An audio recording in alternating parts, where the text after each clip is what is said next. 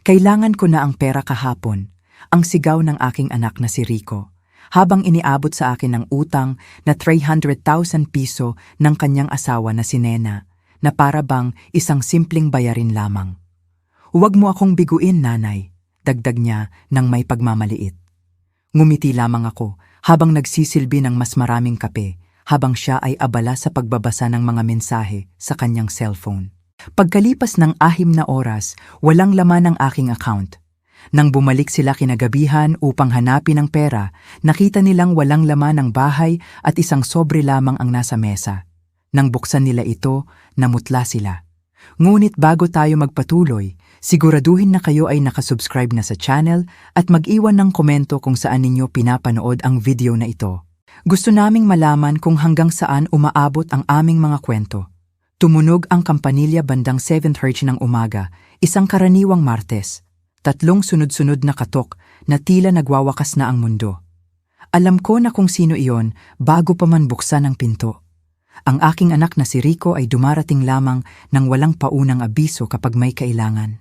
Iniwan ko ang aking tasa ng tsaa na hindi pa nauubos sa mesa ng kusina at dahan-dahang lumakad sa pasilyo. Mula sa mga bintana ng sala, nakita ko ang kanyang sasakyan, isang mamahaling pickup truck na nakaparada ng basta-basta sa driveway. Namana ni Rico ang talino sa negosyo mula sa kanyang ama, ngunit ni katiting na pasensya o konsiderasyon.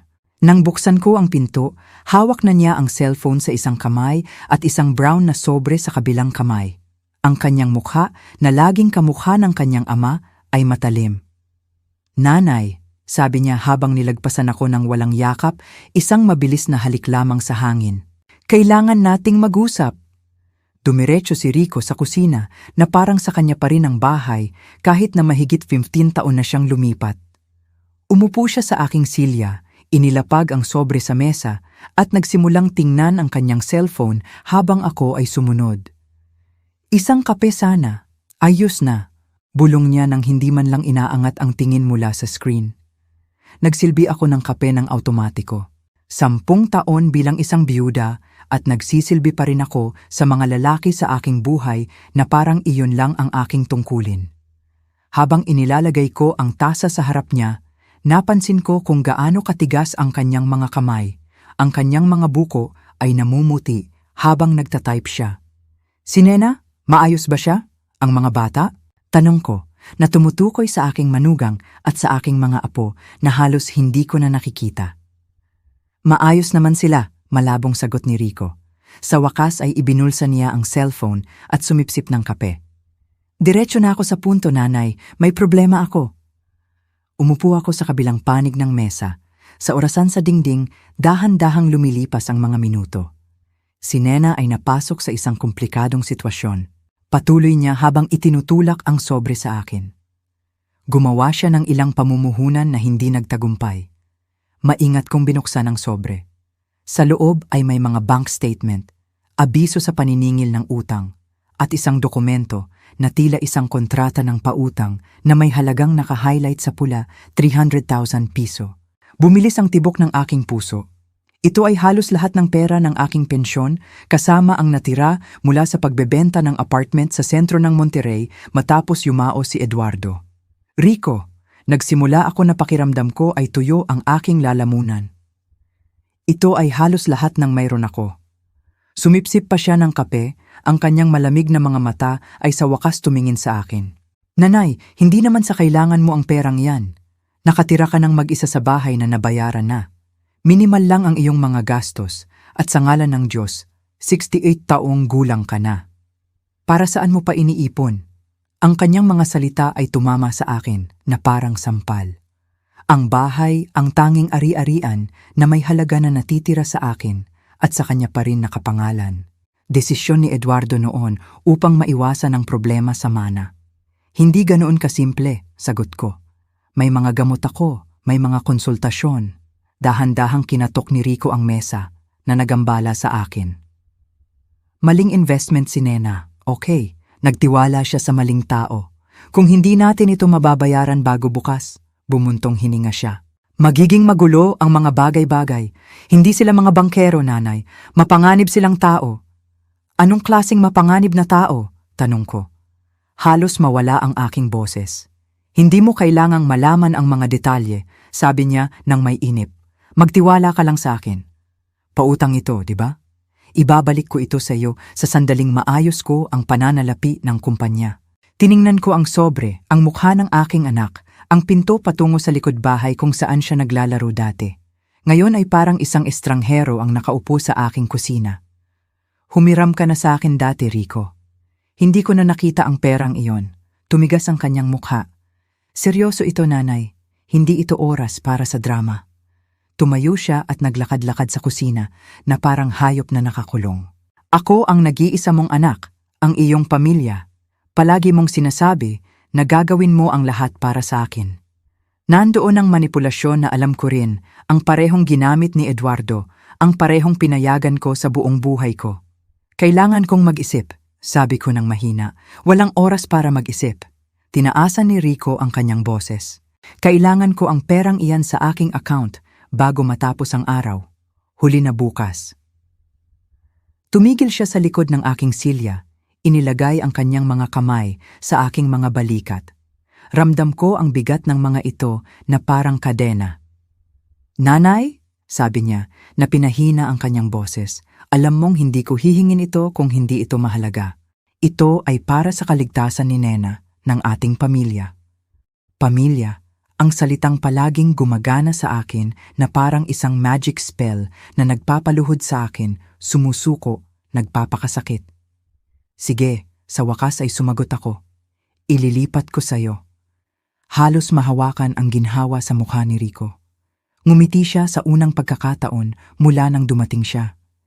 Ang ngiting iyon na nagpapaalala sa akin ng batang siya dati.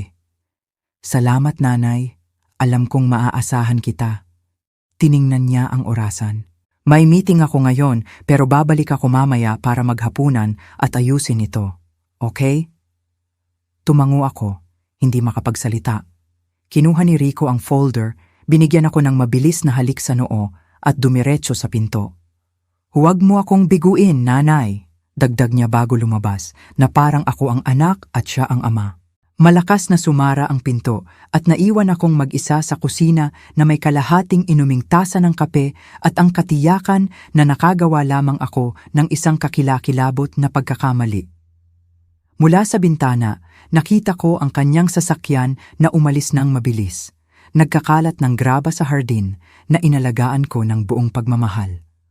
Doon nagsimulang bumuo ng isang ideya sa aking isip. Isang ideya na hinding-hindi isasaalang-alang ng matandang Elena. Kinuha ko ang telepono at dinayal ang isang numero na matagal ko nang hindi ginagamit. Marisa, si Elena ito. Kailangan ko ang tulong mo. Dumating ang aking kaibigan sa loob ng wala pang kalahating oras. Kami ni Marisa ay nagkakilala sa universidad, halos 50 taon na ang nakalipas. Nagpursigi siya sa isang karera bilang abogada habang ako ay huminto sa kurso upang pakasalan si Eduardo. Hinding-hindi niya inaprubahan ang aking mga pagpipilian. Ngunit palagi siyang nasa tabi ko, matiyagang naghihintay na dumilat ang aking mga mata. 300,000 piso. Halos mabulunan si Marisa sa tsaa na isinilbi ko sa kanya. Elena, kabaliwan niyan. Iyan na ang lahat ng mayroon ka. Umiling ako. Ramdam ang bigat ng katotohanan. Hindi ito ang unang beses, Marisa. Noong nakaraang taon, 100,000 piso para sa pagpapalawak ng negosyo. Bago iyon, 50,000 piso para ayusin ang problema sa mga supplier. Hindi ko na nakita ang perang iyon. Malakas na inilapag ni Marisa ang tasa sa mesa. At bakit mo pa rin binibigay, Elena? Palagi kang matalino. Paano mo hindi nakikita ang nangyayari? Ang tanong ay tumama sa akin na parang suntok. Bakit ako nagpatuloy? Dahil sa pag-ibig, takot, o nakagawian na? Anak ko siya, sagot ko. Ang automatikong sagot na palagi kong sinasabi. At ikaw ang kanyang ina, hindi ang kanyang bangko, sagot ni Marisa. Minanipula ka ni Eduardo sa loob ng 30 taon at ngayon ay sinusunod ni Rico ang parehong mga yapak. Kailan ito titigil? Tumingin ako sa bintana patungo sa hardin na inalagaan ko ng mag-isa matapos yumao si Eduardo. Ang mga rosas ay sa wakas namumulaklak matapos ang maraming taon ng pagsubok na palaguin ang mga ito sa lupa na hindi angkop. Gaya ko, nagpatuloy sila laban sa lahat ng pagsubok. Ngayon, sagot ko na ikinagulat ko mismo. Ngayon ito matatapos. Diretsong tiningnan ako ni Marisa nang may pagkalito. Anong ibig mong sabihin? Huminga ako ng malalim, nararamdaman ang isang bagay na nasira at muling nabuo sa loob ko. Gusto kong tulungan mo akong ilipat ang lahat ng aking pera sa isang account na hindi alam ni Rico at gusto kong tulungan mo akong umalis sa bahay na ito bago siya bumalik. Lumaki ang mga mata ni Marisa. Pagkatapos ay isang mabagal na ngiti ang lumabas sa kanyang mukha. Elena Meneses, halos 50 taon akong naghintay upang marinig kang magsabi ng ganyan. Kinuha niya ang cellphone mula sa kanyang bag. Mayroon akong summer apartment sa Cancun na walang laman. Ang mga susi ay nasa aking opisina. Gaano katagal bago siya bumalik? Sinabi niya na babalik siya para sa hapunan, kaya halos 10 oras. Tiningnan ni Marisa ang orasan. Sapat na oras. Pupunta muna tayo sa bangko. Pagkatapos ay dadaan tayo sa notarya para bigyan mo ako ng kapangyarihan sa aking pangalan kung sakaling kailangan mo ng legal na representasyon. Pagkatapos niyan, mag-impake tayo ng iyong mga maleta at aalis na tayo. Tumayo ako, nararamdaman ang paghahalo ng takot at kasiyahan. Sa buong buhay ko, hinding-hindi pa ako nakagawa ng ganoong radikal na desisyon. Magagalit siya, bulong ko sa sarili ko kaysa kay Marisa. Hinawakan niya ang aking mga kamay. Elena, natatakot ka ba sa kanya? Inisip ko ang mukha ng aking anak kapag hindi niya nakukuha ang gusto niya, kung paano nagbabago ang kanyang boses, kung paano tumitigas ang kanyang mga mata. Oo, inamin ko. Gaya ng takot ko sa kanyang ama. Kung gayon, oras na para huminto sa pagkatakot. Mahigpit na hinawakan ni Marisa ang aking mga kamay. Kunin natin ang iyong mga gamit. Pumunta ako sa aking silid at kinuha ang maleta na 2 beses ko lang ginamit sa loob ng nakaraang 10 taon. Binuksan ko ang aparador at nagsimulang pumili ng mga damit, ngunit mabilis kong napagtanto na ayaw kong magdala ng marami mula sa buhay na iyon. Tanging ang mahahalaga lamang ilang set ng damit, ang aking mga gamot, mahahalagang dokumento at ang ilang alahas na may sentimental na halaga. Sa ilalim ng drawer ng tokador, nakita ko ang maliit na kahon na kahoy kung saan ko itinago ang tanging pera na hinding-hindi nalaman ni Eduardo na mayroon ako. Maliit lang iyon, ilang libong piso na naipon ko sa pagbebenta ng mga matatamis at burda sa loob ng maraming taon. Ang aking lihim, ang aking maliit na paghihimagsik. Kinuha ko ang portaretrato na may larawan ng aking ina at nag-alinlangan sa larawan ni Rico noong bata pa siya. Pagkatapos ng ilang sandali, napagpasyahan kong iwan na lang iyon. Nang bumalik ako sa sala, abala si Marisa sa telepono na inaayos ang lahat. Ang flight patungong Cancun ay kumpirmado para sa 3 ng hapon. Mayroon pa tayong oras para pumunta sa bangko at sa notarya. Sa bangko, tila nagulat ang manager sa aking kahilingan na ilipat ang lahat ng pera sa isang bagong account. Ginang Meneses, sigurado po ba kayo? Malaking halaga po iyan.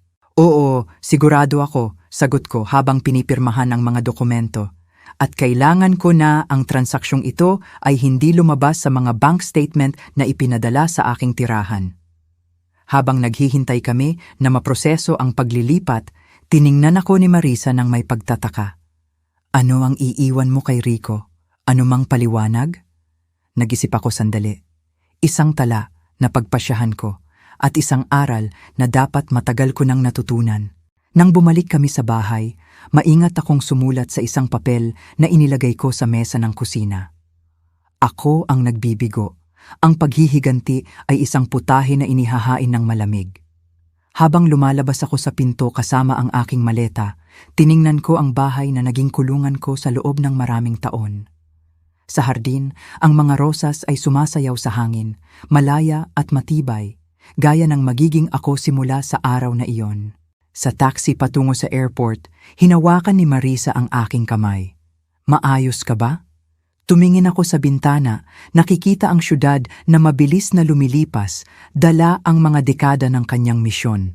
Hindi, sagot ko ng tapat, ngunit magiging maayos ako. Maliit, ngunit maginhawa ang apartment ni Marisa sa Cancun na may tanawin ng dagat. Sa unang gabi, nakaupo sa balkonahe habang nakikinig sa mga alon, binuksan ko ang aking cellphone upang patayin itong muli nang makita ko na mayroong 17 missed calls mula kay Rico. Hindi pa ako handa na harapin siya. Mahahanap ka niya sa huli, sabi ni Marisa habang nagsisilbi ng isang baso ng alak. Kailangan natin ng pangmatagalang plano. Tumango ako, nararamdaman ang kakaibang kapayapaan. Hinding-hindi ko naisip na magkakaroon ako ng lakas ng loob na gawin ito. Palagi kong alam na mayroon ka niyan, ngumiti si Marisa. Kailangan mo lang ng tulak. Sa mga sumunod na araw, patuloy na tumunog ang aking cellphone. Si Rico, ang kanyang asawa na si Nena, maging ang aking kapatid na si Claudia, na malamang ay inutusan upang subukang hanapin ako. Sa isa sa mga voice message, nagpalit-palit si Rico sa pagitan ng desperadong pagmamakaawa at nakatagong pagbabanta. Nanay, pakiusap, tawagan mo ako. Nag-aalala ako sa iyo at pagkatapos ay hindi ka pwedeng basta na lang mawala. Nakapangalan sa akin ang bahay, tandaan mo? Pag-isipan mong mabuti ang ginagawa mo. 1 linggo matapos ang aking pagtakas, nagsimula akong muling buuin ang aking buhay. Nagbukas ako ng account sa isang bagong bangko, umupa ng isang maliit na apartment malapit sa tabing dagat at nagsimulang maghanap ng kung ano ang mapagkakaabalahan.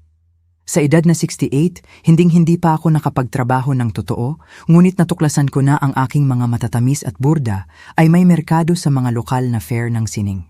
Nanatili si Marisa sa lungsod ng Mexico, ngunit siya ang naging aking mga mata at tainga. Siya ang nagsabi sa akin tungkol sa galit na pagbisita ni Rico sa kanyang opisina. Galit na galit siya, kwento niya sa telepono, humihingi ng impormasyon kung nasaan ako, nagbabanta na idedemanda ako, sinasabing hindi ako mentally capable na gumawa ng mga desisyong pinansyal. At ano ang sinabi mo sa kanya? Tanong ko. Sinabi ko sa kanya na maayos ang iyong pag-iisip at kung magpapatuloy siya sa mga banta, maghahain ako ng restraining order. Tumawa si Marisa. Namula siya na parang kamatis. Sa tingin ko ay wala pang nakaharap sa kanya ng ganoon. Sa pagtatapos ng unang buwan, nakatanggap ako ng pormal na liham mula sa abogado ni Rico. Humihingi ito ng aking agarang pagbalik, nagpapahayag ng pag-aalala sa aking kalusugan sa pag-iisip at nagbabanta ng legal na aksyon upang ideklara akong incapable. Sa parehong sobre ay may sulat kamay na tala mula kay Nena na nakakagulat na mapagpakumbaba. Elena, pakiusap, bumalik ka. Wala sa kontrol si Rico. Pinipilit kami ng mga nagpapautang. Kailangan ka namin. Ibinigay ko ang mga dokumento kay Marisa na siyang sumagot ng pormal kalakip ang mga bagong medical report na nagpapatunay ng aking maayos na pag-iisip at isang detalyadong deklarasyon ng mga pautang na hiningi sa akin ni Rico sa loob ng maraming taon. Wala silang laban, tiniyak sa akin ni Marisa. Ngunit hindi madaling susuko si Rico. Nawala ang kanyang personal na bangko at ikinagalit niya iyon. Sa ikalawang buwan, nakatanggap ako ng di inaasahang pagbisita. Ang aking manugang na si Nena ay lumitaw sa aking bagong apartment, maputla at kapansin-pansin na mas payat. Paano mo ako nahanap? Tanong ko nang may pagtataka nang makita siya sa aking pinto. Umuupa kami ng detective, pag-amin niya na tila nahihiya. Pwede ba akong pumasok? Nag-alinlangan ako, ngunit sa huli ay pinayagan ko. Tiningnan ni Nena ang paligid ng aking maliit na apartment nang may pagtataka. Maginhawa, komento niya, na malinaw na nagulat na makita akong nakatira sa ganoong kapayak na espasyo matapos ang malaking bahay na iniwan ko. Sa akin ito, simpleng sagot ko. Umupo kami sa maliit na balkonahe, kitang-kita ang dagat sa malayo. Hawak ni Nena ang tasa ng may nanginginig na mga kamay. Masama ang sitwasyon, Elena, sabi niya sa wakas. Iba na si Rico, agresibo, nawawalan ng kontrol. Kumusta ang aking mga apo? Tanong ko, nararamdaman ang kirot ng pagkakasala. Natatakot, hindi nila naiintindihan ang nangyayari. Ibinenta ni Rico ang kotse. Sinusubukan naming ibenta ang apartment sa tabing dagat. Lahat ay para mabayaran ang mga utang. Huminto siya. Hindi lang 300,000 piso iyon, Elena. Marami pa. Hindi ako nagulat. Si Eduardo din ay palaging may nakatagong utang. Kung gayon, hindi ka dumating dito para kumbinsihin akong bumalik, sabi ko.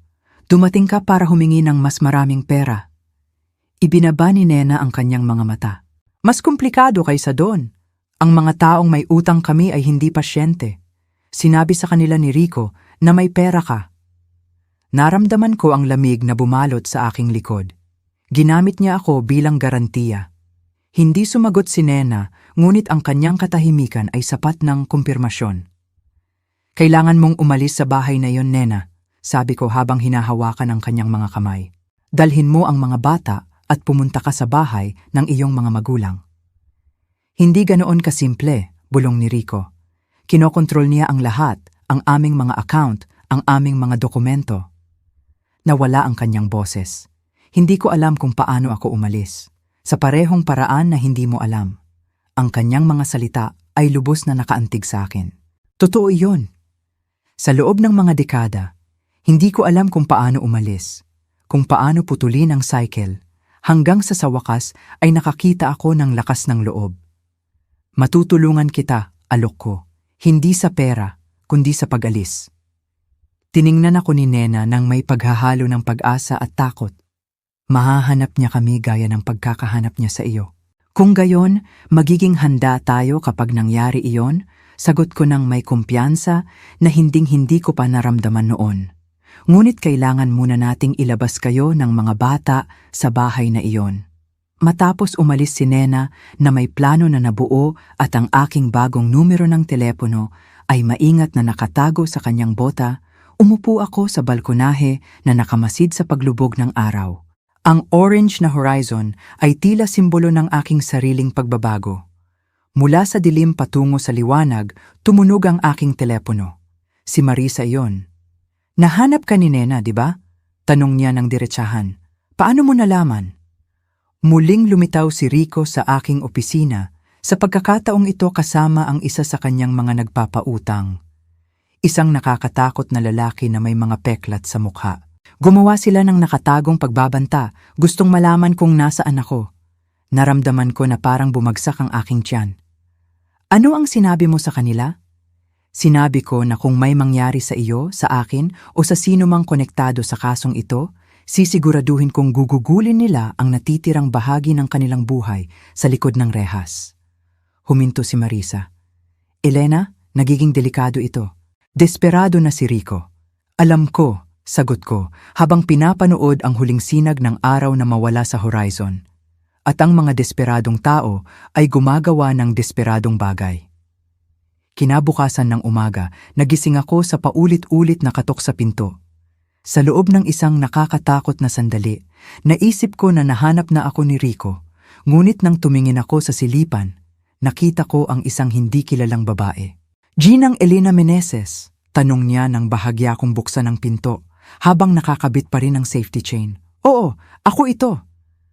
Ako si Detective Oliva, aniya, sabay pakita ng badge. Pulis civilian, kailangan nating pag-usapan ng iyong anak, si Rico Meneses. Bumilis ang tibok ng aking puso. May nangyari ba sa kanya? Nanatili ang walang emosyong mukha ng detektive. Pwede ba akong pumasok? Pinapasok ko siya at inalok ng kape na kanyang tinanggap. Habang inihahanda ko ang mga tasa sa maliit na kusina, sinubukan kong pigilan ang panginginig ng aking mga kamay.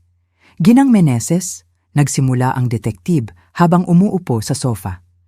Ang iyong anak ay iniimbestigahan para sa financial fraud, pamemeke ng mga dokumento at posibleng pakikipag-ugnayan sa mga mapagsamantalang nagpapautang. Gusto naming malaman kung may kaalaman ka sa mga aktibidad na ito. Naramdaman ko na parang nawala ang lupa sa ilalim ng aking mga paa. Alam ko sa isang bahagi ng aking sarili na hindi tapat si Rico sa kanyang mga negosyo gaya ng kanyang ama, ngunit ang marinig ang mga salitang imbestigasyon ng pulis ay nagpatunay na totoo ang lahat. Hindi, sagot ko ng tapat. Alam kong may mga problema siya sa pananalapi, ngunit hindi ko alam ang lawak o ang kalikasan nito. Nagsulat ang detektive sa kanyang kwaderno. Bigla kayong umalis ng bahay 2 buwan na ang nakalipas. Tama? Maaari niyo bang sabihin sa amin kung bakit? Ikinuwento ko ang lahat. Ang sunod-sunod na pautang, ang mga manipulasyon, ang panggigipit para sa 300,000 piso. Nakinig ang detektib nang hindi nag-i-interrupt, nagtatala lamang paminsan-minsan. Ginamit ba niya ang iyong pangalan sa anumang dokumento? Hiningi ba niya sa iyo na pirmahan ang mga papel nang hindi ipinapaliwanag kung ano ang mga ito? Nag-isip ako sandali. Ilang taon na ang nakalipas, hiningi niya sa akin na pirmahan ang ilang dokumento upang mapadali ang financial transfers kung sakaling kailangan ko ng tulong. Sinabi niya na ito ay para sa aking proteksyon sa pagtanda. Tumango ang detektib. Nakakita kami ng ilang kahina-hinalang transaksyon sa mga account na nakabukas sa iyong pangalan, Ginang Meneses, mga account na malamang na hindi mo alam na umiiral. Ipinikit ko ang aking mga mata, nararamdaman ang pagduduwal. Hindi lang ako minanipula ni Rico, ninakaw niya ang aking identidad. Ano ang mangyayari ngayon? Tanong ko, sinisikap na manatiling kalmado. Ipapatuloy namin ang investigasyon. Ang iyong formal na pahayag ay kakailanganin sa lalong madaling panahon. Nagalinlangan siya. Dapat kitang bigyan ng babala na malamang nasasampahan ng kaso ang iyong anak sa mga darating na linggo at isinasaalang-alang ang mga taong kinalabasan niya, magiging matalino na palakasin ang iyong seguridad. Matapos umalis ang detective, tinawagan ko si Marisa na nangako na magbibiyahe patungong Cancun sa susunod na flight. Palagi kong alam na sangkot si Rico sa mga kaduda-dudang bagay, sabi niya. Ngunit hinding-hindi ko naisip na aabot sa puntong ito. Kinagabihan, nakatanggap ako ng mensahe mula kay Nena. Nalaman niya ang plano namin. Nakakulong ako sa kwarto kasama ang mga bata. Sinasira niya ang lahat. Nanlamig ang aking dugo. Agad kong tinawagan si Detective Oliva na nangako na magpapadala ng patrol sa address ni Rico. Ang mga sumunod na oras ay isang pagkalito ng mga tawag, mensahe at mga pira-pirasong update. Nang bumagsak ang gabi, alam ko lang na ligtas si Nena at ang aking mga apo sa isang bahay ng suporta at si Rico ay inaresto para sa interogasyon matapos niyang labanan ang interbensyon ng pulis. Dumating si Marisa bandang 9 ng gabi, natagpuan ako sa balkonahe, nakatingin sa madilim na dagat. Umupo siya sa tabi ko nang tahimik sa loob ng ilang minuto. "Kumusta ang pakiramdam mo?" tanong niya sa wakas. "Nagkasala," inamin ko. "Kung hindi ako umalis, marahil hindi ito nangyari." Matigas na umiling si Marisa. "Hindi, Elena. Kung hindi ka umalis, lulubog ka kasama niya. Malamang na ginagamit para sa mas maraming mapanlinlang na scheme."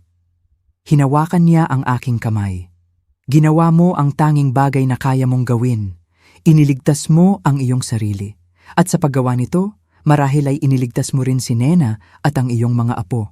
Kinabukasan ng umaga, ang headline ng lokal na pahayagan ay nakapagpatigil sa aking hininga. Businessman inaresto para sa panloloko at kaugnayan sa kriminal na organisasyon. Ang larawan ni Rico na ginagapos ng pulisya ay tila nabibilang sa ibang realidad, hindi sa akin. Tumunog ang telepono. Si Detective Oliva iyon. "Ginang Meneses, hinihingi ng iyong anak ang iyong presensya sa istasyon ng pulisya. Iginigiit niya na ikaw lang ang kanyang kakausapin." Tiningnan ko si Marisa na nabasa na ang balita at nakatingin sa akin nang may pag-aalala. "Hindi mo kailangang pumunta," sabi niya, matapos ang lahat ng ginawa niya. "Oo, kailangan kong pumunta," putol ko, na ikinagulat ko mismo. Kailangan kong tingnan siya sa mata at tapusin ito minsan at para sa lahat.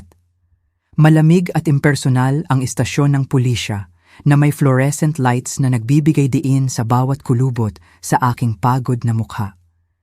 Dinala si Rico sa isang silid-bisita, ginagapos at nakasuot ng kulay abong uniforme na nagpapaliit sa kanya, nagpapatanda. Nang makita niya ako, ang kanyang mga mata, na kamukha ng kanyang ama, ay napuno ng luha. "Nanay," sabi niya ng basagang boses, "dumating ka." Umupo ako sa harap niya, pinanatili ang distansya. "Gusto mo akong makita? Nandito ako." Si Rico ay tila isang hayop na nakakulong, nakatingin sa paligid na parang naghahanap ng daan palabas. "Hindi mo naiintindihan ang sitwasyon ko?" Nagsimula siya habang yumuyuko. "Hindi naglalaro ang mga taong iyon kung hindi ko babayaran ang utang ko." "Hindi," putol ko. Ang aking boses ay nakakagulat na matigas. Hindi mo naiintindihan ang sitwasyon mo. Wala ako dito para bigyan ka ng pera, Rico. Tapos na ang panahong iyon. Nagbago ang kanyang mukha, ang kahinaan ay napalitan ng galit. Iniwan mo ako nang kailangan kita, ang sarili mong pamilya. Iyan ba ang sasabihin mo sa iyong mga apo? Na hinayaan mong mabulok ang kanilang ama sa bilangguan? Huminga ako ng malalim, tumangging muling manipulahin. Sasabihin ko sa kanila na nagkamali ang kanilang ama ng mga desisyon gaya ng kanilang lolo, at sa wakas ay gumawa ako ng tamang desisyon. Hinampas ni Rico ang kanyang nakagapos na mga kamay sa mesa. Nasa pangalan ko ang bahay, wala kang anuman. Mayroon ako sa aking sarili, sagot ko habang tumatayo.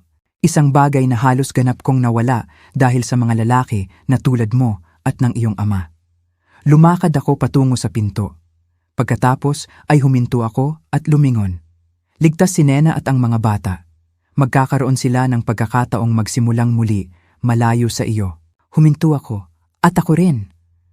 Habang papalabas ako ng istasyon ng pulisya, naramdaman ko na parang may napakalaking bigat na inalis mula sa aking mga balikat. Ang araw ng Cancun ay sumisikat ng matindi, halos nakakabulag, matapos ang artipisyal na ilaw ng istasyon ng pulisya. Naghihintay si Marisa sa akin sa kotse. "Kumusta ang pakiramdam mo?" tanong niya nang may pag-aalala. Tiningnan ko sa huling pagkakataon ang kulay abong gusali kung saan ko iniwan ang aking anak at mga dekada ng kanyang misyon. "Malaya," sagot ko, at sa unang pagkakataon sa mahabang panahon, ngumiti ako ng tunay na ngiti. Lumipas ang 6 na buwan mula nang ako ay tumakas at inaresto si Rico. Dumating ang taglamig sa Cancun na nagdala ng malakas na hangin at magulong dagat. Ang aking maliit na negosyo ng burda ay lumago. Ngayon, mayroon akong 3 mag-aaral, mga matatandang babae na tulad ko, na dumarating linggo-linggo upang matuto at higit sa lahat ay magkwentuhan.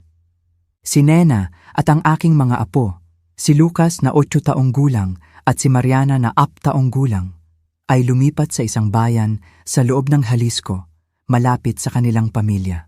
Linggo-linggo kaming nagvi-video call, isang teknolohiya na natutunan kong gamitin sa tulong ni Marisa. Maayos na nakakabagay ang mga bata sa bagong buhay, bagaman paminsan-minsan ay nagtatanong pa rin sila tungkol sa kanilang ama. "Lola, kailan po namin kayo bibisitahin?" tanong ni Lucas sa aming huling pag-uusap.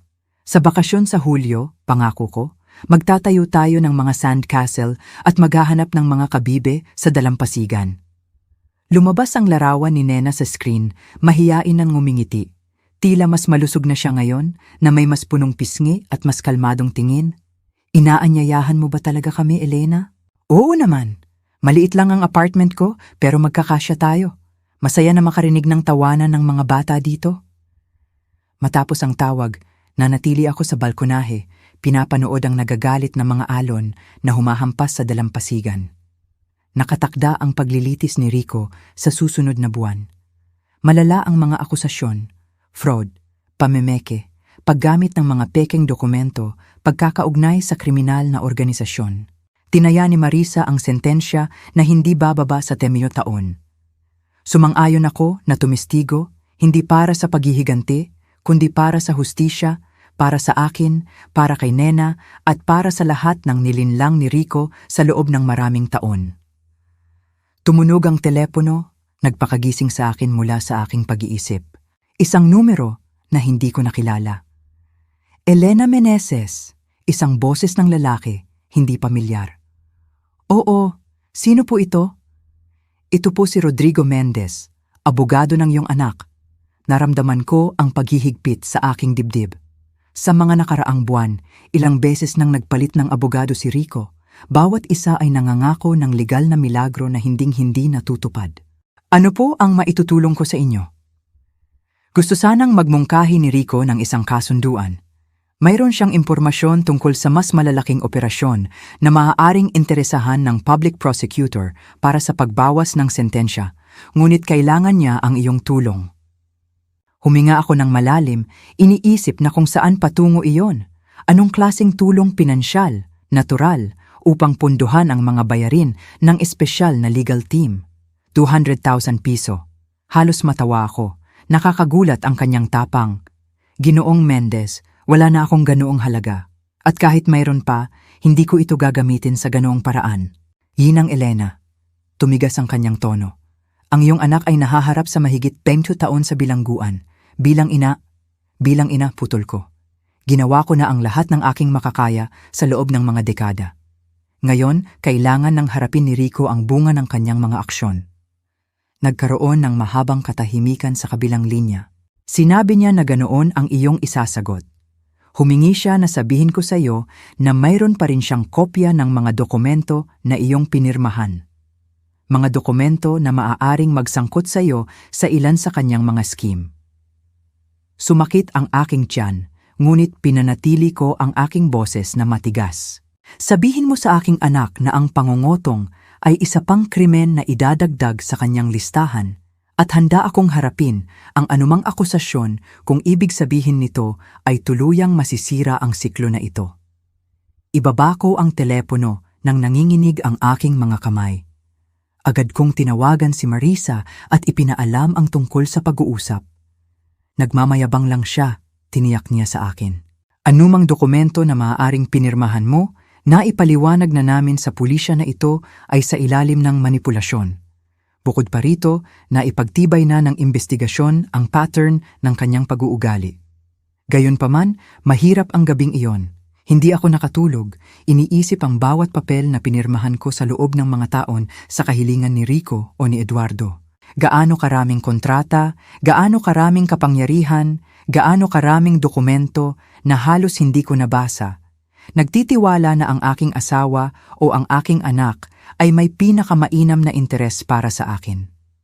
Kinabukasan ng umaga, nagising ako sa mga katok sa pinto.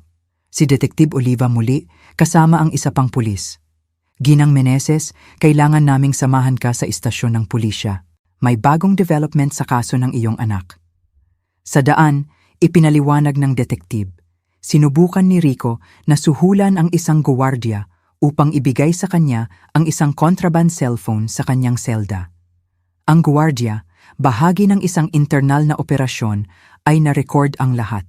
Sa istasyon ng pulisya, ipinakita nila sa akin ang transkripsyon ng isang tawag na balak gawin ni Rico sa sandaling makuha niya ang cellphone.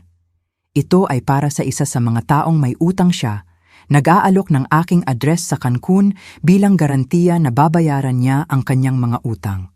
May nakatagong pera ang aking ina, sabi sa transcription. Kung hindi ako makakabayad, alam niyo kung saan siya mahahanap.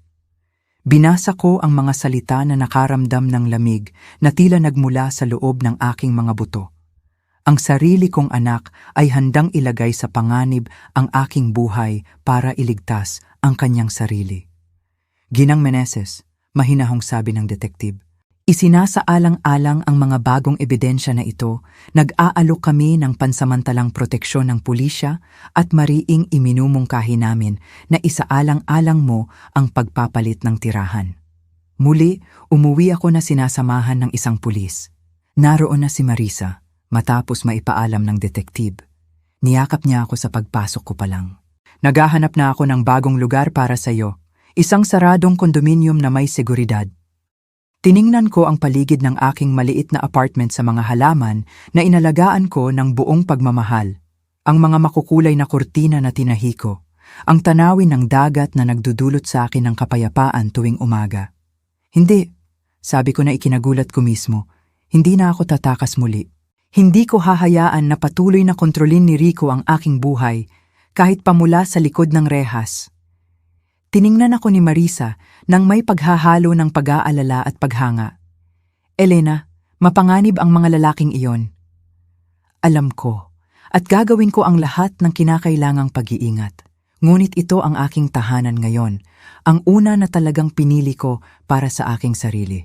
Hindi ko ito isusuko. Sa mga sumunod na araw, naglagay kami ng kumpletong sistema ng seguridad, mga kamera, alarma, reinforced locks. Pinahigpitan ng pulisya ang mga pagroronda sa lugar at 2 pulis na nakasibilyan ang nagbabantay sa isang sasakyan na nakaparada sa harap ng gusali. Tumawag si Nena na nagpapanik matapos maipaalam ang sitwasyon. Elena, pumunta ka dito. Manatili ka sa amin, pakiusap. Ligtas ako, mahal ko, tiniyak ko. At mayroon akong buhay dito ngayon. Ang aking mga fare ng sining, ang aking mga kaibigan, ang aking mga klase sa paglangoy para sa mga senior citizen. Bahagya akong natawa.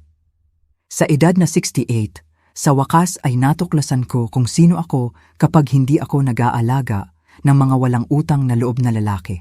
Isang linggo pagkatapos, nang bumaba ang paunang pagpapanik, nakatanggap ako ng isang opisyal na sobre. Ito ay isang subpuena upang tumestigo sa paglilitis ni Rico na nakatakda sa loob ng 2 linggo. Sinuri ni Marisa na nanatili sa Cancun kasama ko ang dokumento. Handa ka na ba para dito? Ang harapin siya sa korte ay hindi magiging madali. Tumingin ako sa bintana patungo sa dagat na naging aking kumpare. Handa na ako. Ang korte ay isang kahanga-hangang gusali sa sentro ng lungsod ng Mexico. Bumalik ako sa syudad sa unang pagkakataon mula nang ako ay tumakas, nararamdaman ng isang kakaibang pagkakahiwalay sa mga kalye na naging aking tahanan sa loob ng mga dekada. Nagmamaneho si Marisa habang pinapanood ko ang urban landscape na dumadaan sa bintana. Kinakabahan ka ba? Tanong niya nang kami ay nakaparada. Kakaibang hindi ako sumagot. Pakiramdam ko ay isinasara ko ang isang kabanata. Sa wakas, sa courtroom, umupo ako sa tabi ni Marisa sa unang hilera. Ang piskal, isang babae na nasa gitnang edad na may matalas na mata, ay lumapit upang batiin kami bago magsimula ang sesyon. Ginang Meneses, ang iyong testimonya ay magiging mahalaga ngayon. Sinusubukan ni Rico na ipakita ang kanyang sarili bilang biktima ng mga pangyayari, minanipula ng mas makapangyarihang kasosyo. Palagi siyang mahusay sa pagpapakita ng kanyang sarili bilang biktima, komento ko. Bumukas ang pinto sa gilid at pumasok si Rico, sinasamahan ng 2 gwardya. Mas payat siya, na may mukha na may malalim na eye bags. Nagtama ang aming mga tingin sandali, ang kanya ay nagmamakaawa, ang akin ay matatag. Pumasok ang hukom at tumayo ang lahat. Nagsimula ang paglilitis sa mga formalidad sa proseso na sinundan ng testimonya ng mga forensic expert na nagdetalye ng komplikadong financial schemes ni Rico. Nang sa wakas ay tawagin ang aking pangalan, lumakad ako patungo sa witness stand ng mabagal ngunit determinado. Matapos ang panunumpa, nagsimula ang piskal. Ginang Meneses, maaari ba ninyong ikuwento ang inyong relasyon sa akusado, ang inyong anak? Diretsyong tiningnan ko si Rico habang nagsasalita. Pinalaki ko siya ng mag-isa matapos yumao ang aking asawa 20 taon na ang nakalipas. Bago iyon, namuhay kami bilang isang pamilyang tila normal, tila lamang. Ano ang ibig mong sabihin? Ang aking asawa, si Eduardo, ama ni Rico, ay manipulator din at kontrolado sa pananalapi. Si Rico ay natuto mula sa pinakamahusay. Tumango ang piskal. Maaari ba ninyong detalyahin kung paano kayo minanipula ng inyong anak sa pananalapi? Ikinuwento ko ang lahat. Ang sunod-sunod na pautang, ang mga pangako na hindi natupad, ang emosyonal na panggigipit, ang nakatagong pananakot. Sa huling pangyayari, humingi siya ng 300,000 piso, halos lahat ng aking ipon para daw bayaran ang utang ng kanyang asawa. Nang mapagtanto ko na hinding-hindi ko na makikita ang perang iyon, gaya ng hindi ko nakita ang mga nauna, napagpasyahan kong umalis. Ano ang nagtulak sa iyo upang gawin ang desisyong iyon matapos ang maraming taon ng pagbibigay sa kanyang mga hinihingi? Nag-isip ako sandali. Ito ang paghamak sa kanyang boses, sagot ko ng tapat. Nang sinabi niya, "Huwag mo akong biguin, nanay." Napagtanto ko na hindi niya ako tinitingnan bilang isang tao, kundi bilang isang mapagkukunan lamang na dapat pagsamantalahan. Sa sandaling iyon, isang bagay sa loob ko ang nasira at muling nabuo sa ibang paraan. Tumayo ang abogado ni Rico para sa cross-examination. Siya ay isang lalaki na nasa gitnang edad na may mamahaling suit at kalkuladong ekspresyon. Ginang Meneses, itinuturing mo ba ang iyong sarili bilang isang mabuting ina? Ang tanong ay ikinagulat ko. Nakita ko ang piskal na nagsisimulang magprotesta, ngunit bahagya kong itinaas ang aking kamay. Sa loob ng mga dekada, naniniwala ako na ang pagiging isang mabuting ina ay nangangahulugang ibibigay ang lahat sa aking anak. Pera, oras, kumpiyansa sa sarili. Ngayon, naiintindihan ko na ang pagiging isang mabuting ina ay nangangahulugan din ng pagtuturo ng responsibilidad at mga kahihinatnan. Iniwan mo ang iyong anak nang kailangan kanya, iginiit ng abogado.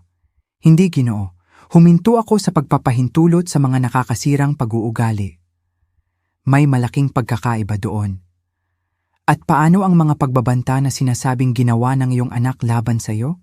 Hindi ba ito maginhawa na lumabas ang mga aligasyon na ito kapag siya ay magmumungkahi ng kasunduan sa public prosecutor? Nanatili akong kalmado sa kabila ng pahiwatig.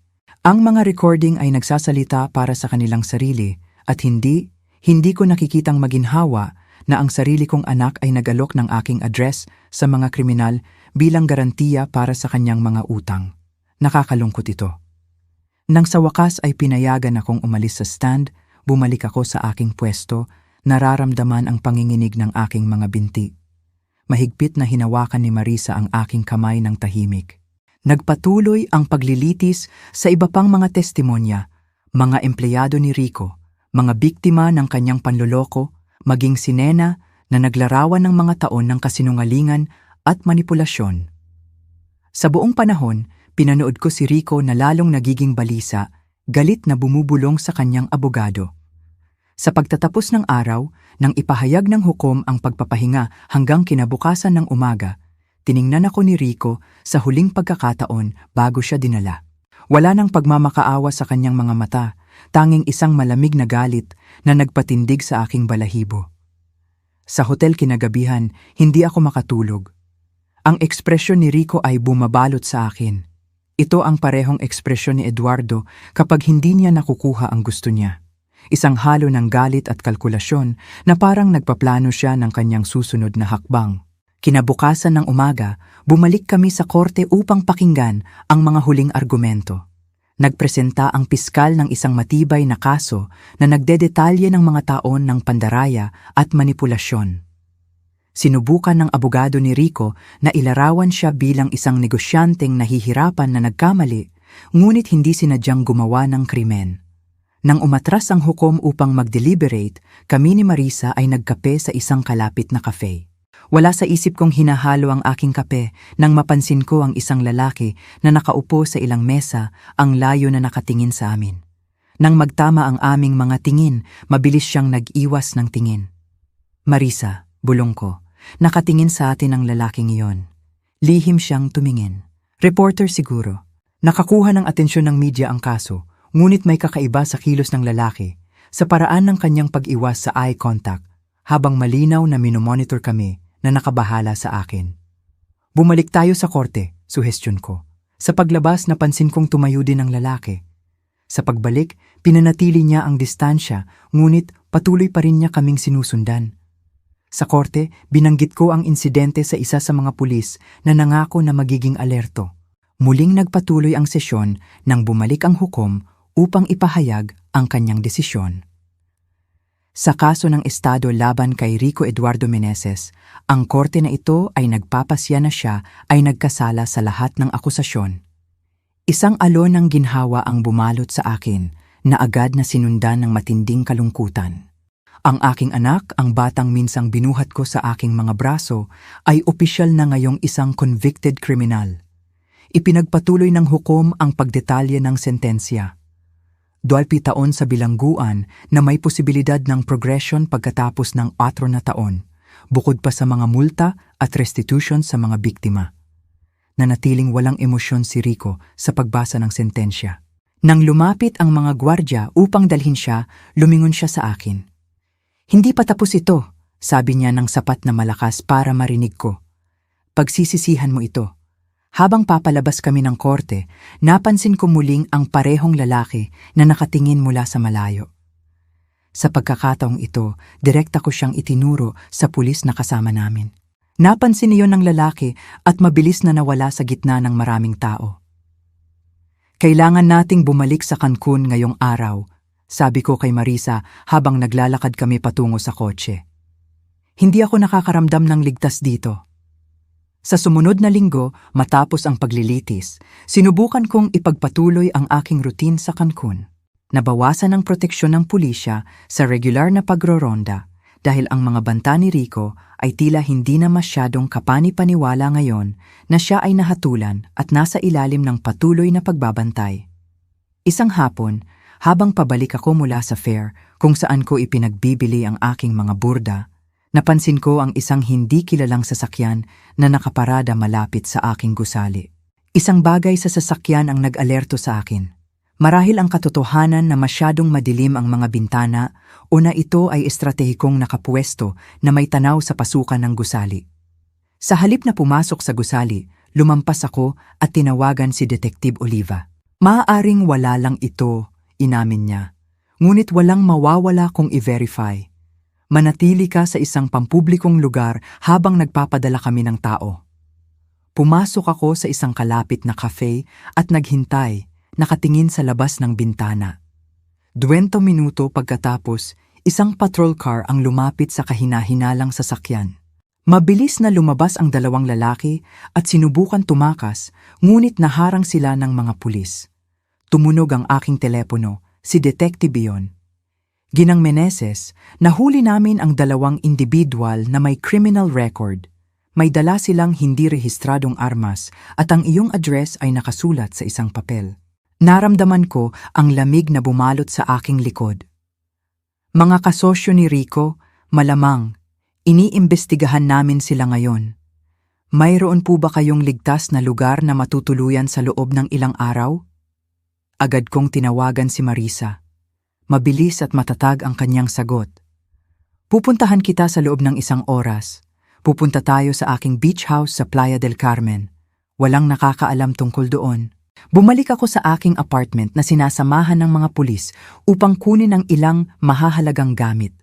Habang nagmamadaling nag-iimpake, tiningnan ko ang paligid ng tahanan na buong pagmamahal kong binuo. Muli, kailangan kong tumakas, o marahil ay hindi. Isang ideya ang nagsimulang mabuo sa aking isip. Isang ideya na tila walang katuturan para sa dating Elena, ngunit ngayon ay may perpektong kahulugan. Nang dumating si Marisa, ipinaliwanag ko ang aking plano. Delikado iyan, babala niya. Mas delikado ang mamuhay ng may takot, sagot ko, at pagod na akong magtago. Kinabukasan, sa halip na magtago sa Playa del Carmen, bumalik ako sa aking apartment. Sa pagkakataong ito ay may malinaw na layunin. Sa tulong ni Detective Oliva at ng kanyang grupo, naghanda kami ng isang bitag. Ang dalawang lalaking inaresto ay napakiusapan na makipagtulungan kapalit ng pagbawas ng sentensya. Inihayag nila na si Rico, gamit ang telepono ng isa pang detenido sa oras ng pagbisita, ay umupa ng isang ikatlong tao upang takutin ako, isang euphemism para sa isang bagay na mas masama. Totoong sinaktan siya, paliwanag ng detective. Gusto lang niyang malaman mo na may kapangyarihan pa rin siya kahit nasa loob ng bilangguan. Simple ang plano. Ipagpapatuloy ko ang aking normal na routine, nagkukunwari na walang alam, habang binabantayan ng mga pulis na nakasibilya ng bawat galaw sa paligid ko. Kapag lumitaw ang inutusan ni Rico, siya ay aarestuhin in flagrante delicto. Sa loob ng 3 araw, namuhay ako ng may patuloy na pagkaalerto. Bawat ingay ay nagpapatalon sa akin. Bawat estranghero sa kalye ay tila isang banta. Sa umaga ng ika-4 na araw, habang dinidiligan ko ang mga halaman sa balkonahe, napansin ko ang isang lalaki na nakasandal sa isang poste sa kabilang kalsada, nakatingin ng direkta sa akin. Saglit na nagtama ang aming mga tingin bago ako pumasok sa apartment at sinenyasan ng pulis na nakasibilyan bilang katulong na naglilinis sa aking sala. Siya iyon, bulong ko. Sigurado ako. Nanatili ang lalaki na nagmamasid sa gusali sa loob ng halos kalahating oras. Pagkatapos, dahan-dahan siyang nagsimulang tumawid sa kalsada patungo sa pasukan. Pinapasok siya ng portero, isa pang pulis na nakasibilyan, nang walang tanong. Umupo ako sa sofa sa sala na nakaharap sa pinto at naghintay. Malakas ang tibok ng aking puso na naririnig ko sa aking mga tainga. Ang pulis ay nagtago sa banyo na may bahagyang bukas na pinto.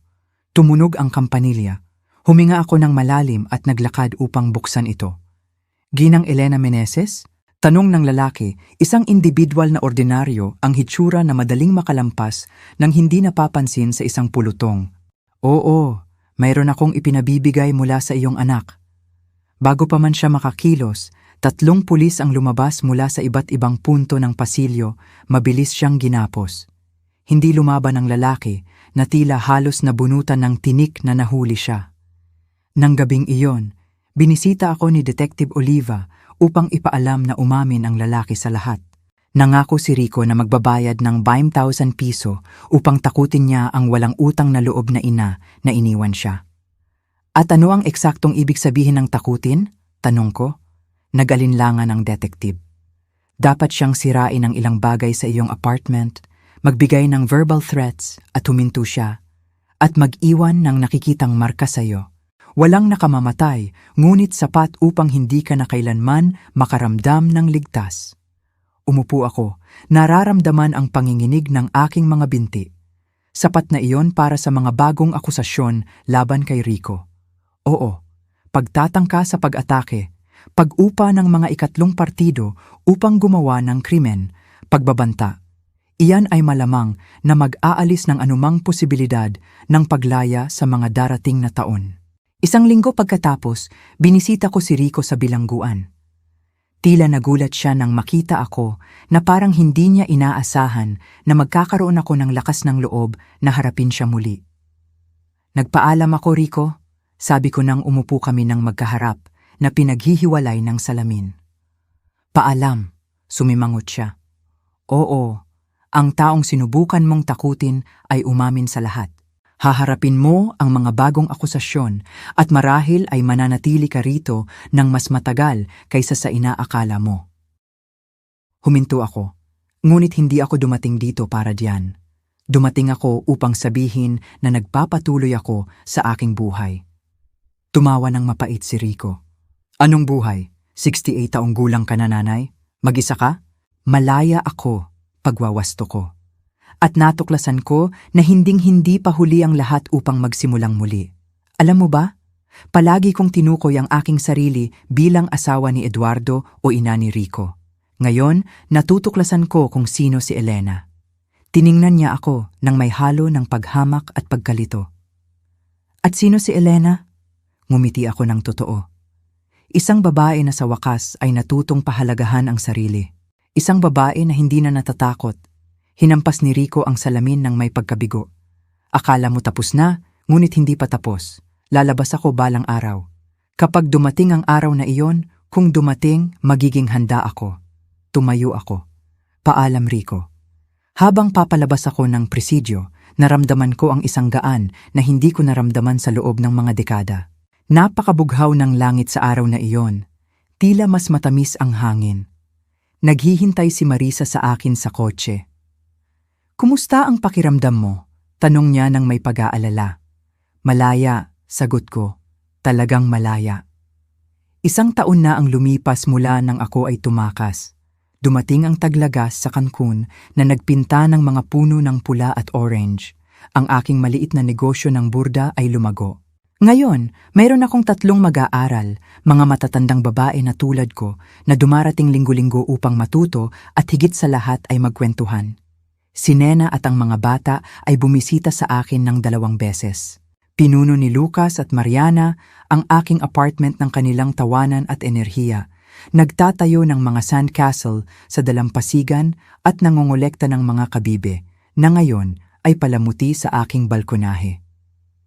Si Nena ay nagtatrabaho bilang isang guro sa bagong lungsod. Dahan-dahang binubuo ang kanyang kumpiyansa. Si Rico ay nahatulan ng 3 taon pa dahil sa pagtatangka ng pananakot. Paminsan-minsan ay nakukuha ang balita tungkol sa kanya sa pamamagitan ni Detective Oliva na naging kaibigan. Sa aming kaalaman, siya ay kalmado, marahil ay sa wakas ay tinatanggap ang kanyang sitwasyon. Isang Sabado ng hapon, habang pabalik ako mula sa fair ng sining, nakita ko ang isang babae na naghihintay sa pinto ng aking gusali. Malamang ay nasa 50 na siya, may ubaning buhok at isang mukha na tila pamilyar sa akin. Elena Meneses? Tanong niya nang lumapit ako.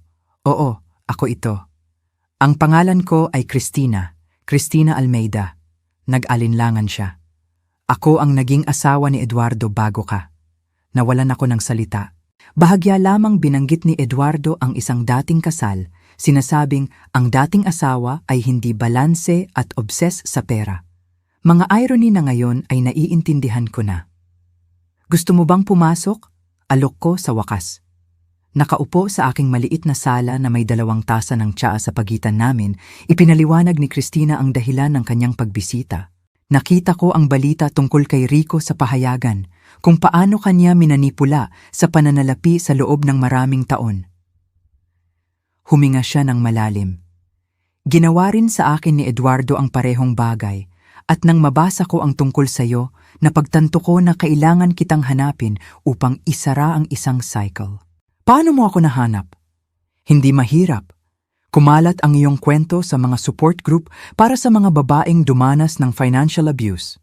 Ikaw ay naging isang uri ng simbolo ng paglaban. Hindi ko napigilan ang aking pagkabigla. Ako isang simbolo? Ngumiti si Christina.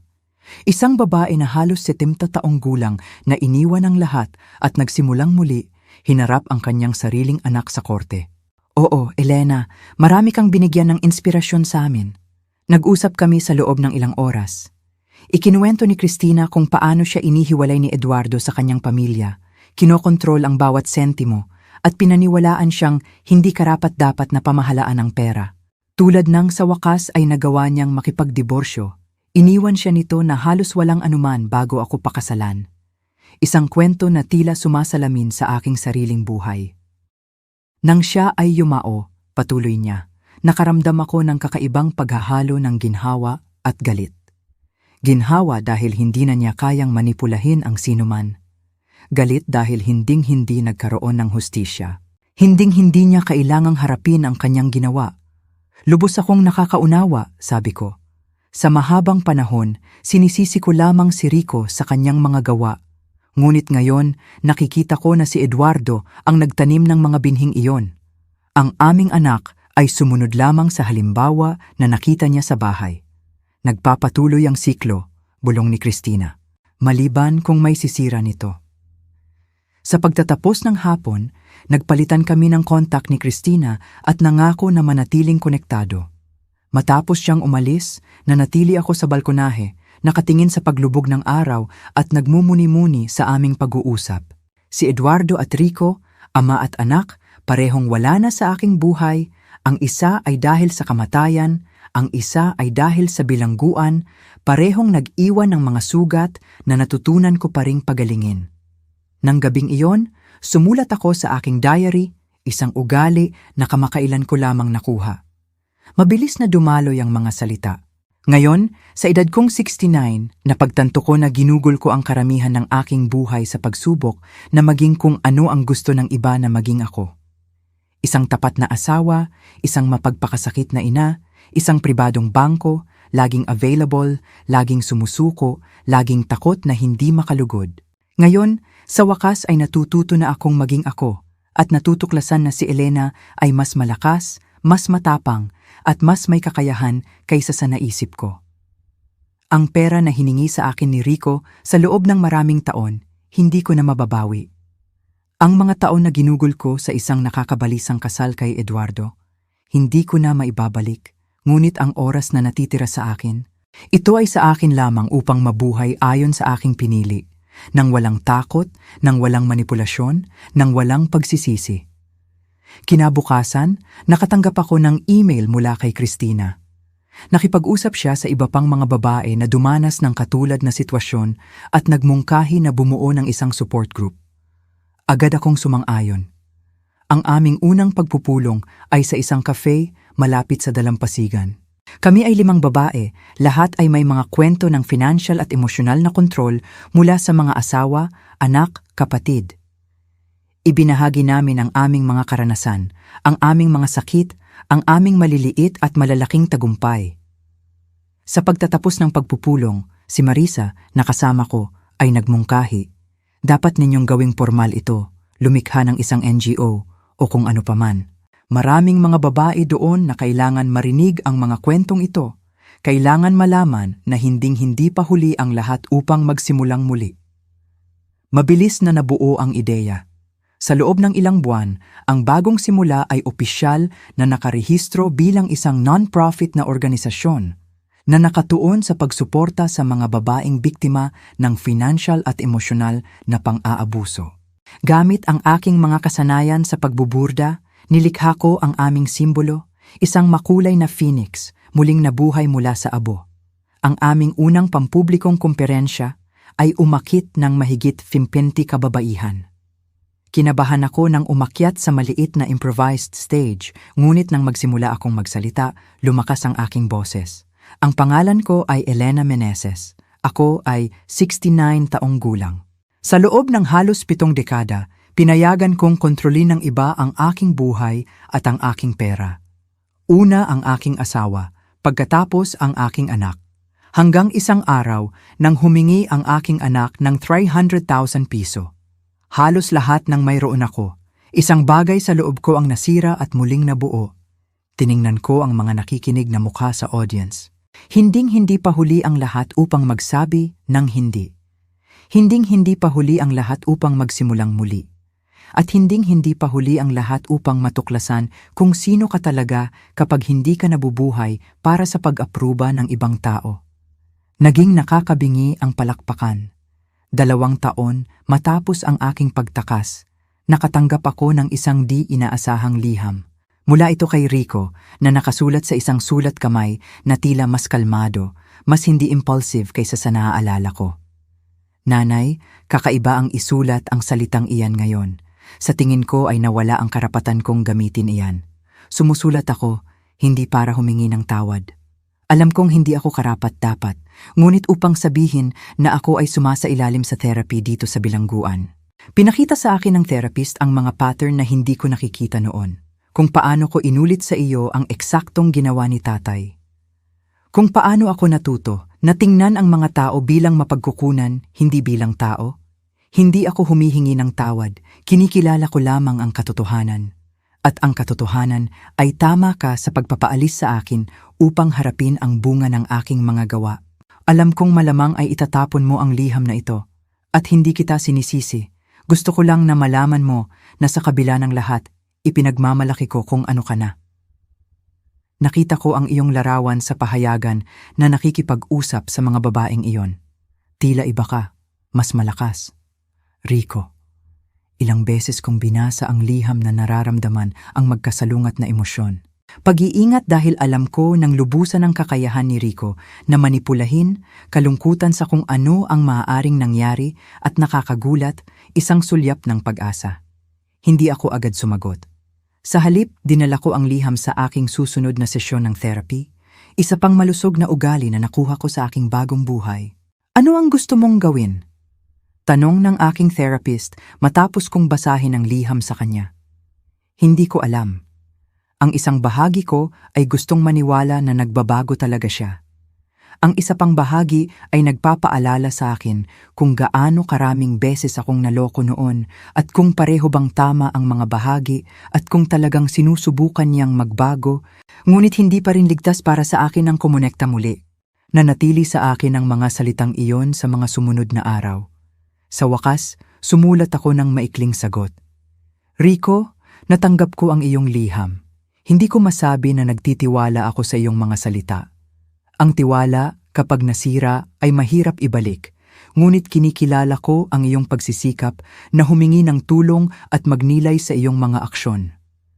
Ang aking buhay ngayon ay nakasentro sa pagtulong sa mga babaeng dumanas ng aking pinagdaanan. Natuklasan ko ang layunin at kapayapaan sa gawaing iyon. Sana ay matagpuan mo rin ang iyong landas. Kung ito ay isang tunay na landas ng pagbabago, marahil ay muli tayong mag-uusap balang araw, hindi bilang mag-ina na dati, kundi bilang 2 tao na sumusubok na gumawa ng mas mahusay. Elena. Ipinadala ko ang liham ng walang malaking inaasahan. Hindi ako umasa ng sagot. At sa totoo lang ay hindi ako nakatanggap ng sagot sa loob ng maraming buwan. Maayos naman yon. Nakuha ng aking buhay ang sarili nitong direksyon, malaya kay Rico o sa mga anino ng nakaraan. Dumating ang tagsibol sa Cancun na nagbabago sa lungsod ng matingkad na kulay. Lumago ang aming organisasyon na bagong simula na ngayon ay may maliit na opisina sa sentro ng lungsod at mga dedikadong volunteer. 2 beses sa isang linggo, nag-aalok kami ng libreng financial education workshops. Isang bagay na kailangan kong matutunan mula sa simula sa edad na 68. Si Nena ay naging madalas na tagatulong, ibinabahagi ang kanyang sariling paglalakbay sa financial at emosyonal na paggaling. Ang aking mga Sabado ng hapon ay nakareserba para sa aking mga apo na regular na ngayong bumibisita sa akin. Si Lucas, na halos 10 taong gulang na, ay mahilig mangisda sa pier na malapit sa aking apartment. Si Mariana, sa edad na 8, ay nagkaroon ng interes sa aking mga burda. Lola, tanong niya isang hapon habang magkasama kaming nagtatrabaho sa isang piraso. Masaya ka ba ngayon? Ang tanong ay ikinagulat ko. Huminto ako sa pagbuburda at tiningnan ang aking apo. Ang kanyang mga mausisa na mata, ang kanyang inosenteng mukha. Oo, mahal, sagot ko ng taos-puso. Mas masaya kaysa sa dati, kahit walang lolo at tatay. Maingat kong pinili ang aking mga salita. Minsan, Mariana, kailangan nating lumayo sa mga taong mahal natin upang mahanap ang ating sarili. Hindi ibig sabihin nito na tumitigil tayong mahalin sila. Ibig sabihin lang, kailangan din nating mahalin ang ating sarili. Tila pinag-iisipan niya ang aking mga salita. Ang kanyang maliliit na kilay ay magkasama sa konsentrasyon, tulad kapag kailangan kong mag-isa sa aking kwarto, kung minsan kahit na gusto kong maglaro kasama si Lucas. Ngumiti ako, hinahangaan ang kanyang karunungan sa pagkabata. Eksakto. Noong Hunyo ng taong iyon, nakatanggap ako ng isang di inaasahang tawag. Si Detective Oliva iyon. Ginang Elena, narito po si Sofia mula sa Penitentiary Rehabilitation Center. Mayroon po kaming sitwasyon sa inyong anak na si Rico Meneses. Bumilis ang tibok ng aking puso. Maayos po ba siya sa pisikal? Opo, ngunit may nangyaring insidente sa pinagtatrabahuhan niya ngayon. Nakipagtalo siya sa isa pang detenido at mabuti na lang tumanggi siyang gumanti nang siya ay pukawin. Sa katunayan, lumayo siya at naghanap ng supervisor. Ang problema ay ginagawa siyang target nito para sa ibang mga detenido at nag-aalala kami para sa kanyang seguridad. Ano ang kinalaman niyan sa akin? Tanong ko nang naguguluhan. Humiling si Rico ng paglilipat sa ibang proyekto, mainam na kung saan siya ay makakatrabaho ng mag-isa o sa direktang superbisyon. Mayroon kaming bakante sa isang urban rehabilitation program na nagre-restore ng isang pampublikong plaza malapit sa inyong lugar, ngunit kailangan namin ang inyong pag-aproba dahil sa kasaysayan ninyong dalawa. Nanatili akong tahimik sandali, pinoproseso ang sitwasyon. Pinili ni Rico na hindi gumanti, kahit na siya ay pinukaw, isang bagay na hinding-hindi gagawin ng Rico na kilala ko, at ngayon ay kailangan niya ang aking tulong. Humingi ba siya ng partikular na magtrabaho malapit sa akin? Tanong ko ng maingat. Hindi, ginang. Sa katunayan, nang banggitin namin ang lokasyon, nag-alinlangan siya at nagtanong kung may iba pang pagpipilian, ngunit ito lamang ang proyekto na tumutugon sa kanyang mga pangangailangan sa seguridad sa kasalukuyan. Nagulat ako doon. Sinusubukan talagang respetuhin ni Rico ang aking espasyo. Ano ang magiging distansya sa pagitan ng kanyang lugar ng trabaho at ng aking apartment? Tanong ko. Humigit kumulang 15 block. Wala siyang pahintulot na lumabas ng lugar ng proyekto na babantayan. Huminga ako ng malalim. Sige, binibigyan ko ang aking pag-apruba. Matapos kong ibaba ang telepono, kinuwestiyon ko ang aking desisyon. Nagiging naive ba ako muli o sa wakas ay nagpapakita ng habag nang hindi ikinukompromiso ang aking mga limitasyon? Tinawagan ko si Marisa at ipinaliwanag ang sitwasyon. Tama ang ginawa mo. Tiniyak niya sa akin. Ang pagpapanatiling ligtas kay Rico habang sinusubukan niyang magbagong buhay ay hindi nangangahulugang ibababa mo ang iyong mga depensa. Ibig sabihin lang, tao ka at may habag ka. Sa sumunod na linggo, sinimulan ni Rico ang kanyang bagong trabaho sa plaza. Sadya kong binago ang aking ruta patungo sa palengke upang dumaan doon, pinanatili ang distansya. Nakita ko siya mula sa malayo, nagtatanim ng maliliit na puno sa ilalim ng nakakapasong araw. Mas payat siya, ang kanyang tindig ay hindi na gaanong mayabang. Sa isang sandali, tila naramdaman niya ang aking presensya at tumingin sa aking direksyon, ngunit hindi ako lumapit. Noong Agosto, nakatanggap ako ng isa pang liham. Elena, alam kong nakita mo ako sa plaza ilang linggo na ang nakalipas. Salamat sa hindi paglapit at salamat sa pag-apruba ng aking paglilipat sa proyektong ito. Naging therapeutic ang trabaho.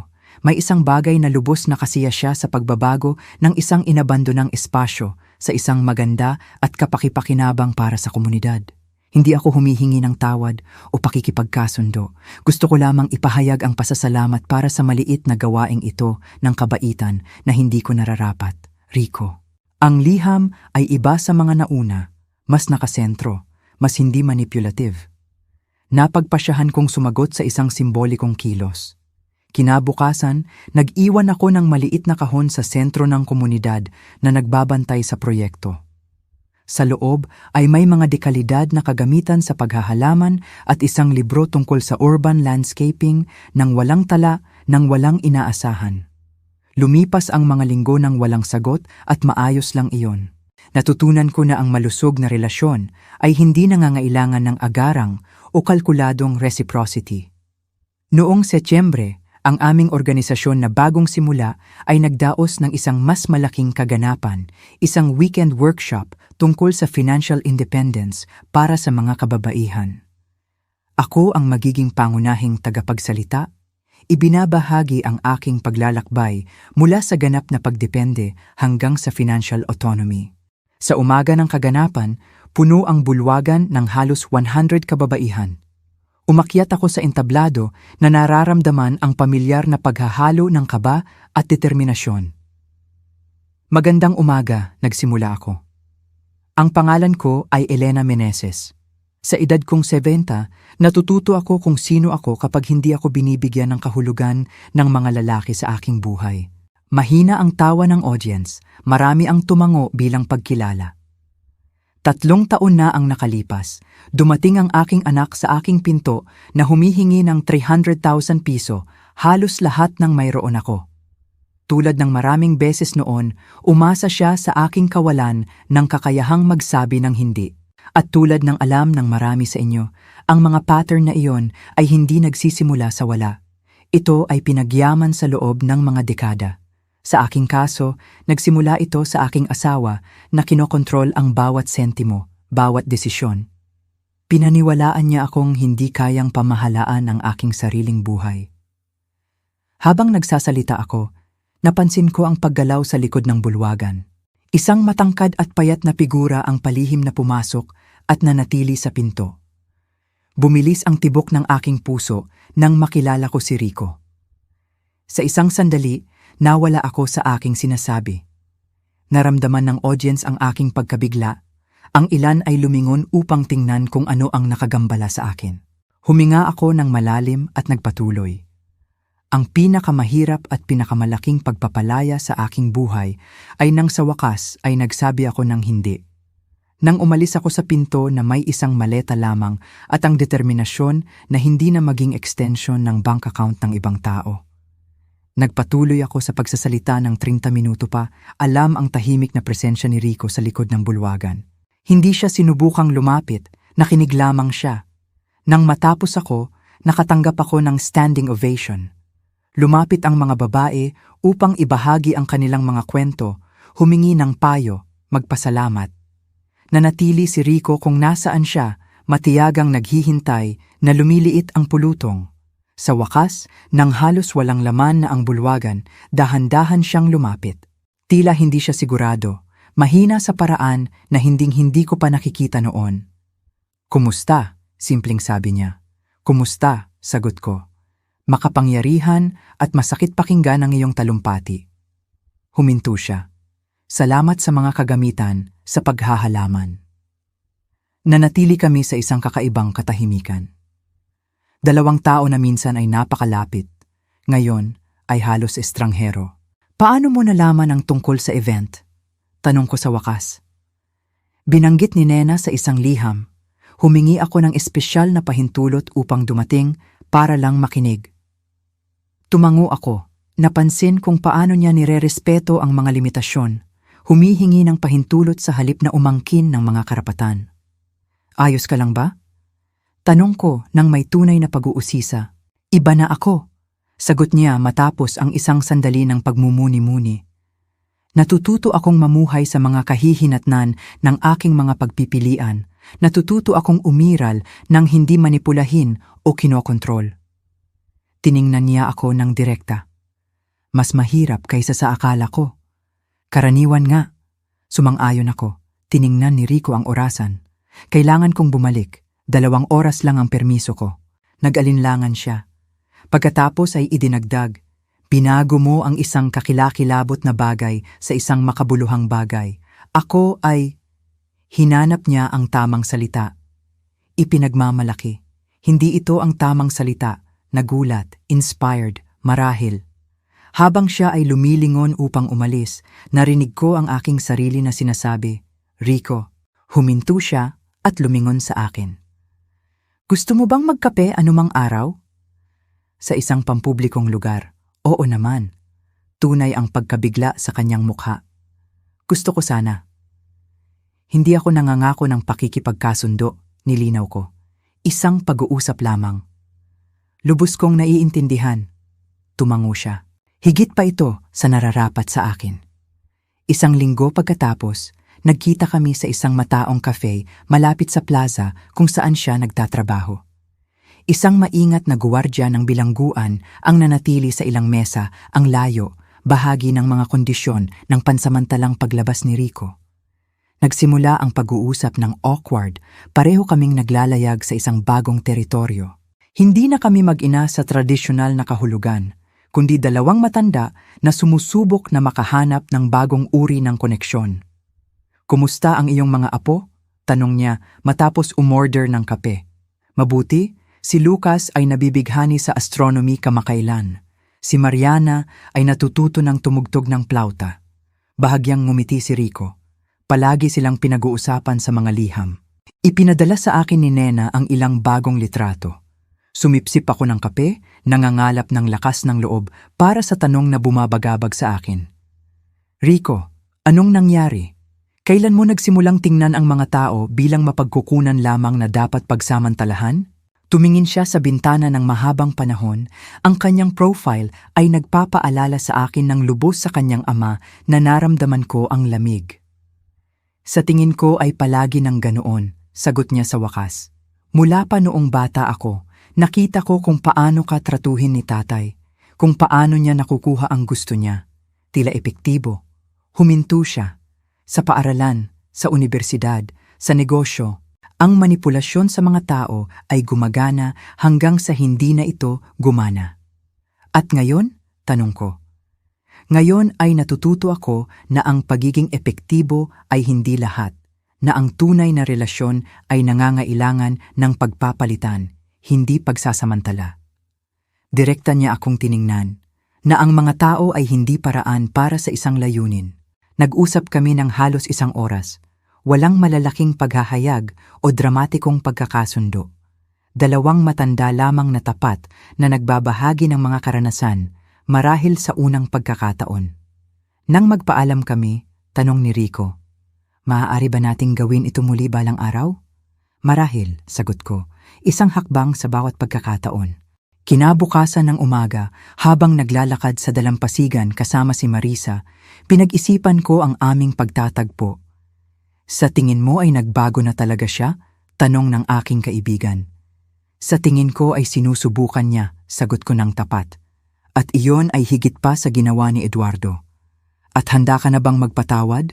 Pinanood ko ang mga alon na humahampas sa buhangin, ang walang hanggang ritmo ng pagkasira at pagbabago. Ang pagpapatawad ay hindi isang bagay na ibinibigay mo ng sabay-sabay, sabi ko sa wakas. Ito ay isang pang-araw-araw na gawain.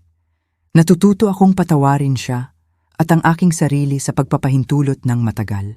Nang gabing iyon, nakaupo sa balkonahe ng aking maliit na apartment, sumulat ako sa aking diary. Ngayon, sa edad kong 70, Natututo ako na ang buhay ay bihirang magbigay ng perpektong wakas. Walang garantiya na nagbago talaga si Rico o na ipagpapatuloy niya ang landas na yon. Walang katiyakan na ako mismo ay hindi babalik sa mga dating pattern sa mga sandali ng kahinaan. Ngunit marahil ang buhay ay hindi tungkol sa perpektong wakas. Marahil ito ay tungkol sa muling pagsisimula kung gaano karaming beses ang kailangan. Sa pagputol ng mga nakakalason na siklo kahit na tila imposible. Sa paniniwala na kaya nating maging higit pa sa ating pinakamasamang sandali o sa ating pinakamasakit na pagkakamali. Ang pera na hiningi ni Rico sa umagang iyon, 3 taon na ang nakalipas, ay ang presyo ng aking paglaya. Isang mataas na presyo, ngunit walang katapusang mas mababa kaysa sa halaga ng pananatiling nakulong sa isang buhay na hindi talaga sa akin. Ngayon, hindi ako mayaman sa pananalapi. Simple lamang ang buhay ko. Kumikita ako ng sapat sa pagbebenta ng aking mga burda at sa maliliit na ipon. Ngunit labis akong mayaman sa ibang paraan. Sa tunay na pagkakaibigan, sa layunin, sa kapayapaan sa loob, sa tapang na hindi ko alam na taglay ko. At kung mayroong isang aral na gusto kong iwanan para sa aking mga apo, para sa lahat ng mga babae na nakikilala ko sa pamamagitan ng bagong simula, ito ay, hinding-hindi pa huli ang lahat upang magsabi ng hindi. Hinding-hindi pa huli ang lahat upang matuklasan kung sino ka kapag hindi ka nabubuhay para sa pagpapalugod sa iba. Hinding-hindi pa huli ang lahat upang magsimulang muli. Sa edad kong 70, hindi ko tinatapos ang aking kwento. Nagsisimula pa lang akong isulat ang pinakatunay na mga kabanata. Isinara ko ang diary at pinanood ang paglubog ng araw na nagpipinta sa kalangitan ng kulay orange at lila. Bukas ay isa pang araw ng trabaho sa organisasyon, isa pang pagkakataon na baguhin ang aking sakit sa layunin, ang aking karanasan sa gabay para sa iba. Tumunog ang kampanilya. Si Marisa iyon na may dalang bote ng alak. Para ipagdiwang, sabi niya habang pumapasok, "Ano ang ipinagdiriwang natin? 3 taon na mula nang magsabi ka ng hindi, 3 taon ng kalayaan." Ngumiti kami at nagtagayan sa ilalim ng paglubog ng araw. Para sa tapang, mungkahi ko. Para kay Elena, pagwawasto ni Marisa, na sa wakas ay nabubuhay sa kanyang sariling buhay.